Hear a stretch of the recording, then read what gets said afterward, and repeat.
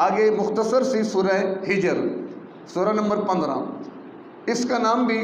آیت نمبر 80 میں ذکر ہے، کذب اصحاب الحجر المرسلین، ہجر والوں نے رسولوں کا انکار کر دیا، تو اسی سے اس کا نام سورہ ہجر رکھا گیا، اور یہ ابتدائی دور میں نازل ہوئی۔ یعنی آپ یوں سمجھ لیں کہ جس دور میں حضرت عمر ابن خطاب رضی اللہ تعالی عنہ ایمان لائے،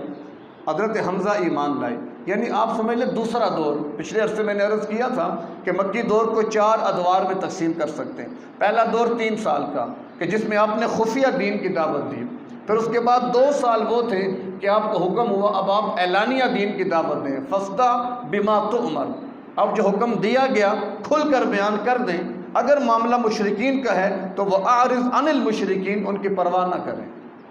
بس آپ نکلیں حق کی دعوت لے کر، مخالفت بھی ہوگی، مصائب بھی آئیں گے، پریشانیاں بھی ہوں گی، لیکن آپ نے ثابت قدم رہنا ہے۔ تو بہرکیف یہ اس زمانے یعنی ابتدائی دور کے اندر یہ سورہ مبارکہ نازل ہوئی تھی۔ اس میں بنیادی طور پر 2 مضامین بیان کیے گئے۔ ایک مضمون کہ آپ صلی اللہ علیہ وسلم کی جن لوگوں نے تکذیب کی ہے یا بار بار تکذیب کر رہے ہیں، ان کو اللہ نے تنبیہ فرمائی کہ باز آ جاؤ، تکذیب سے اپنے آپ کو روکو، اور جو دعوت نبی لے کر آئے ہیں اس کو مانو، اس کا انکار مت کرو، انہیں تنبیہ کی گئی۔ اور دوسرا مضمون اس میں آپ صلی اللہ علیہ وسلم کو تسلی دی جا رہی ہے اور آپ کی ہمت افزائی کی جا رہی ہے۔ کیوں کہ ظاہر ہے آپ کے ذمے ایک ذمہ داری ہے کہ ہم نے یہ کام کرنا ہے، اور آپ اس پر دن رات ایک کر رہے ہیں، پوری محنت مشقت کر رہے ہیں، پھر بھی لوگ بات سننے کو تیار نہیں ہیں، کوئی گالی دے رہا ہے، کوئی دھکے دے رہا ہے، کوئی اوجڑیاں گردن پہ رکھ رہا ہے، اور نہ جانے کیا کیا آپ کے ساتھ معاملات ہو رہے ہیں، تو آپ پریشان ہو جاتے ہیں۔ تو اللہ نے آپ کو تسلی دی۔ پھر انبیاء کے احوال جو اللہ نے جا بجا بیان فرمائے ہیں، تو اس میں بھی اللہ کے نبی کے لیے تسلی کا سامان ہے کہ یہ حالات صرف آپ کے ساتھ پیش نہیں آئے، آپ سے پہلے بھی جس نے اللہ کے دین کی دعوت دی، حق کے علم کو بلند کیا، اس کو مصائب کا سامنا کرنا پڑا، آپ کو بھی کرنا پڑے گا، اور آپ کے بعد گویا قیامت تک کے لیے جو بھی حق کو لے کر کھڑے ہوں گے تو ان کے لیے بھی مصائب اور آلام ہوں گے۔ بلکہ حدیث میں آتا ہے کہ جو دین کے اعتبار سے جتنا انبیاء کے قریب قریب ہوتا ہے، اتنی زیادہ اس پر آزمائشیں آتی ہیں، ثم الامثل فالامثل، پھر جتنا وقت دور ہوتا چلا جاتا ہے تو آزمائشیں بھی اسی اعتبار سے آتی ہیں۔ گویا اللہ تبارک و تعالی ہر انسان پر اس کی طاقت کے مطابق بوجھ ڈالتے ہیں۔ کوئی تکلیف مشقت آئے گی بھی تو ایسا نہیں ہو سکتا کہ اس کی طاقت سے زیادہ ہو، بلکہ لا یکلف اللہ نفسا الا وسعها، اللہ تعالیٰ ہر ایک کو اس کی وسعت کے مطابق ہی تکلیف میں ڈالتے ہیں۔ تو یہ اللہ تبارک و تعالیٰ گویا آپ صلی اللہ علیہ وسلم کو یہ تسلی فرما رہے ہیں۔ اور ضمناً ایک تو اس سورہ مبارکہ میں شہاب ثاقب کا تذکرہ ہے۔ شہاب ثاقب پہلے وقتوں میں بھی مشرکین عرب بھی یہ کہا کرتے تھے کہ آسمان سے ستارے ٹوٹتے ہیں، آسمان کے ستارے ٹوٹتے ہیں۔ پھر اس وقت یعنی شروع ابتدا میں جنات اوپر جایا کرتے تھے، اور بادلوں میں انبیاء جو فرشتے اپنے معاملات ایک دوسرے سے ڈسکس کرتے، وہ سن کر تو باتیں نیچے پہنچا دیتے، لیکن اوپر جانے پر پابندی اس وقت بھی تھی۔ بارکہ آپ صلی اللہ علیہ وسلم کی آمد کے بعد اس پر بھی پابندی لگ گئی۔ اب اس کے بعد کیا ہوا کہ شہاب ثاقب بن گئے، یعنی اب جو بھی جن اوپر جاتا ہے تو ایک شعلہ آپ نے بھی دیکھا ہوگا، اکثر اچانک شعلہ ایسے جاتا ہے، غائب ہو جاتا ہے،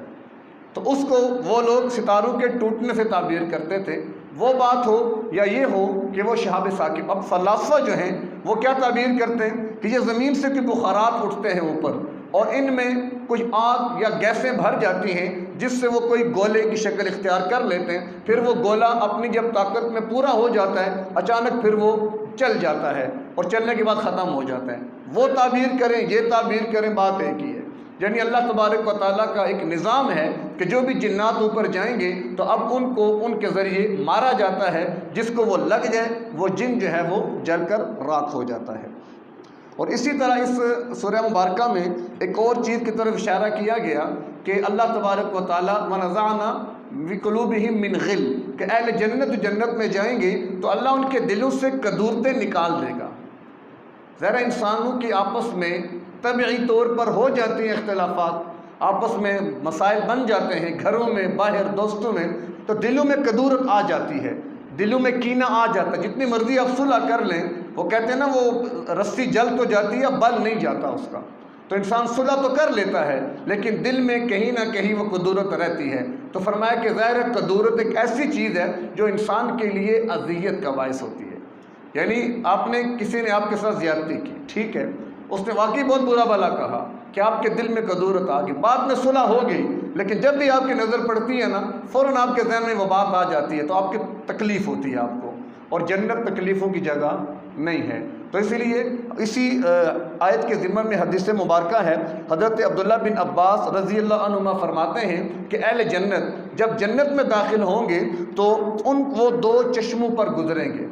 ان میں سے ایک چشمے کا پانی پئیں گے تو اس کے پینے کی برکت سے ان کے دلوں میں جتنی بھی کدورتیں ہوں گی وہ ساری دھل جائیں گی، وہ ساری ختم ہو جائیں گی، اور ان کے دل بالکل ایک دوسرے کے بارے میں صاف اور شفاف ہو جائیں گے۔ اور ویسے بھی دلوں کو ایک دوسرے کے معاملات میں صاف اور شفاف ہی رکھنا چاہیے، یہ اخلاق کا بہت بلند درجہ اور اتنا بڑا عمل ہے کہ اللہ کے نبی تشریف فرما، صحابہ موجود، آپ نے فرمایا اب یہ آدمی جو مسجد میں جنتی دیکھنا ہے، جی دیکھنا ہے، ابھی جو داخل ہوگا مسجد میں وہ آدمی جنتی ہے۔ دیکھا تو ایک صحابی آئے، داڑھی سے پانی ٹپک رہا ہے، جوتے ہاتھ میں پکڑے ہوئے اور مسجد میں داخل ہو گئے۔ 2-3 دن آپ نے یہی معاملہ فرمایا اور وہی آدمی آیا۔ عبداللہ بن عمر رضی اللہ عنہما جو کہ بہت حریص تھے، عبداللہ بن عمر رضی اللہ عنہما کے بارے میں آتا ہے کہ وہ سنت کے بہت قریب تھے، کوشش کرتے تھے کوئی بھی عمل سنت کا ملے اور میں اس پر عمل کروں، حتیٰ کہ کئی دفعہ بازاروں میں خادم کو لے کر نکل جاتے اور چلتے پھرتے گھومتے واپس آ جاتے۔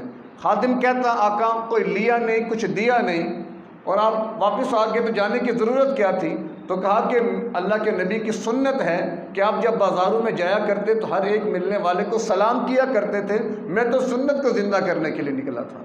یعنی یہ آپ کا مزاج تھا کہ آپ سنت کی بہت زیادہ اتباع اور پیروی کرنے والے تھے۔ تو انہوں نے کہا کہ میں چیک کرتا ہوں، ذرا دیکھتا ہوں کہ اس میں ایسا کون سا عمل ہے کہ جس کی وجہ سے اللہ کے نبی نے دنیا میں جنتی ہونے کا سرٹیفکیٹ دے دیا۔ تو مختصر یہ کہ 2-3 دن دیکھا سنا، اس کے گھر میں رہے، کوئی بھی ایسی چیز ان کو نظر نہیں آئی جو ان سے زیادہ ان کے اندر ہو، بلکہ وہ ان سے زیادہ عبادت گزار تھے، لیکن ان کو جنت کی بشارت تو بالآخر پوچھا کہ مجھے بتائیں آپ کا ایسا عمل کون سا ہے کہ اللہ کے نبی صلی اللہ علیہ وسلم نے آپ کے بارے میں یہ فرمایا ہے؟ تو کہا کہ بات جو تم نے دیکھ لیا وہی ہے۔ بالآخر میں کہا کہ ہاں ایک چیز ہے کہ میں رات کو جب بھی سوتا ہوں نا سب کو معاف کر کے سوتا ہوں، اور میرے دل میں کسی کے بارے میں اتنی سی بھی قدورت نہیں ہے۔ فرمایا کہ ہاں یہی ہے وہ چیز، یہی ہے،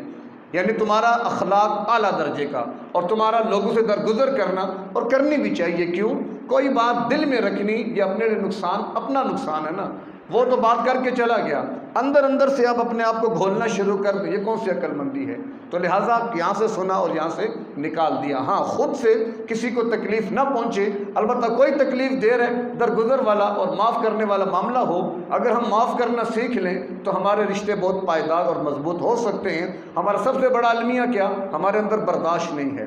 رشتوں میں برداشت نہیں ہے، جس وجہ سے رشتے ٹوٹ رہے ہیں، رشتوں میں وہ